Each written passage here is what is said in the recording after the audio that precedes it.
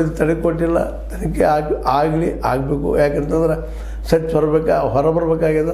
ಆದರೆ ಆ ಸಂದರ್ಭದಲ್ಲಿ ಸಿದ್ದರಾಮಯ್ಯ ಸರ್ಕಾರ ಅಷ್ಟು ಹೊರಟಾಗಿ ನಡೆದುಕೊಳ್ಳೋದು ಬೇಡಾಗಿತ್ತು ಅನ್ನೋದು ಮಾತ್ರ ಅಷ್ಟು ಸತ್ಯದ. ಅದೇ ಕಾಲಕ್ಕೆ ನಮ್ಮ ಸ್ವಾಮೀಜಿಯವರಾದರೂ ಸಹಿತ ಯಾರೂ ಇಲ್ಲ, ಅವರು ಮೃತ್ಯುಂಜಯ ಸ್ವಾಮಿ ಇರಲಿ ಮತ್ತು ಯಾರು ಇರಲಿ, ಎಲ್ಲ ಸ್ವಾಮೀಜಿಗಳು ಈ ರಾಜಕೀಯ ಜನರಿಂದ ದೂರ ಇದ್ದಷ್ಟು ಒಳ್ಳೆಯದು ಅಂತೇಳಿ ನಮ್ಮ ಜನಕ್ಕೆ ಬೇಕಾದ ಮಾಡಲಿ, ಹೋರಾಟ ಮಾಡಲಿ, ಬೇಡ ಅಂತಲ್ಲ. ಪಂಚಮಸಾಲಿಯವ್ರು ಇರ್ಬೋದು, ಇನ್ನುಳಿದ ಕಾಸ್ಟ್ದವ್ರು ಇರ್ಬೋದು, ನಮ್ಮ ದೇಶಕ್ಕಂತ ಜಾತಿ ಬಿಡಲಾರ್ದ ಕಾರಣ ಆಗಿಬಿಟ್ಟದ. ಯಾರೋ ಬಂದರು ಅವರ ನ್ಯಾಯಯುತವಾದ ಬೇಡಿಕೆ ಇತ್ತಪ್ಪ ಅಂದ್ರೆ ಅದ್ರ ಪರ ಹೋರಾಡೋದೇನು ತಪ್ಪೇನಲ್ಲ. ಆದರೆ ಈ ರಾಜಕಾರಣಿಗಳನ್ನ ತೊಗೊಂಡು ಹೋಗುವಂಥದ್ದು ಮಾತ್ರ ತಪ್ಪು ಅನ್ನೋದು. ಯಾಕಂದರೆ ನೀವು ಬಿ ಜೆ ಪಿ ಪರ ಹೋದ್ರಿ ಕಾಂಗ್ರೆಸ್ಗೆ ಅಟ್ಯಾಕ್ ಮಾಡ್ತಾರೆ, ಕಾಂಗ್ರೆಸ್ಗೆ ಪರ ಹೋದ್ರೆ ಬಿ ಜೆ ಪಿಯವ್ರು ಅಟ್ಯಾಕ್ ಮಾಡ್ತಾರೆ, ಇವ್ರಿಬ್ಬರನ್ನ ಬಿಟ್ಟು ನೀವು ಜೆ ಡಿ ಎಸ್ ಕಡೆ ಹೋದ್ರೆ ಇನ್ನೊಬ್ಬರು ಅಟ್ಯಾಕ್ ಮಾಡ್ತಾರೆ. ಅದ್ರ ಮುಂದೆ ನೀವು ಸಣ್ಣವ್ರಾಗ್ತೀರಿ ವಿನಃ ದೊಡ್ಡವ್ರನ್ನ ಆಗೋದಿಲ್ಲ. ಎತ್ತಾಡರು ಅಷ್ಟು ಲಾಭ ಮಾಡ್ಕೊಂಡ್ಬಿಟ್ರು ಆ ಮಾತು ಬೇರೆ. ಆದರೆ ನಮ್ಮಲ್ಲಿ ಹೇಳುವಂಥ ಒಂದು ಉದ್ದೇಶ ಏನಪ್ಪ ಅಂದರೆ ಇಂಥವೆಲ್ಲ ಆಗಬಾರ್ದು, ಯಾರಿಗೂ ಆಗಬಾರ್ದು. ಮತ್ತು ಸ್ವಾಮೀಜಿಯವರು ಇಂಥ ಒಂದು ನಾಯಕರಿಂದ ದೂರ ಇದ್ದಷ್ಟು ಒಳ್ಳೆಯದು.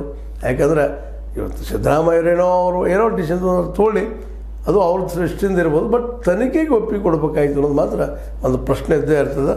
ಅದರಿಂದ ಗೊತ್ತಾಗಬೇಕಾಗಿದೆ ಯಾರು ತಪ್ಪಿತಸ್ಥರು ಅಂತೇಳಿ ಅಂತ ಹೇಳ್ತಾ, ಸಿದ್ದರಾಮಯ್ಯ ಸಿ ಎಮ್ ಇರುವವರೆಗೆ ನಾನು ಮೀಸಲಾತಿ ಕೇಳಲ್ಲ.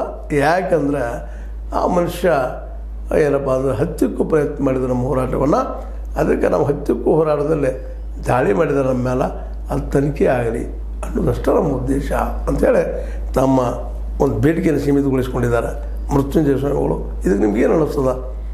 ಅವ್ರು ಕೇಳಿದ ಸರಿನಾ ತಪ್ಪ ಏನು ಅನ್ನಿಸ್ತದೆ ನಿಮಗೆ ಹೇಳ್ರಿ, ಚರ್ಚೆ ಮಾಡಿರಿ, ಹೋಗಿ ಮುಟ್ಲಿ ಸರ್ಕಾರಕ್ಕಾದರೂ ಏನು ಅವ್ರು ಹೇಳೋದು ಸರಿ ಇತ್ತಪ್ಪ ಅಂದರೆ. ಇಲ್ಲ ಸರ್ಕಾರ ಸರಿ ಇದ್ರೆ ಅದನ್ನೂ ಹೇಳ್ರಿ. ಅದಕ್ಕೆ ನೀವು ಲೈಕ್ ಮಾಡಿ, ಶೇರ್ ಮಾಡಿ, ಕಾಮೆಂಟ್ ಮಾಡಿ, ಜೊತೆ ಸಬ್ಸ್ಕ್ರೈಬ್ ಆಗೋದು ನಿಲ್ಲಿಸ್ಬೇಡ್ರಿ. H60 ನ್ಯೂಸ್ ಸತ್ಯದ ಕೈಗಂಡೆ ವಂದನೆಗಳು.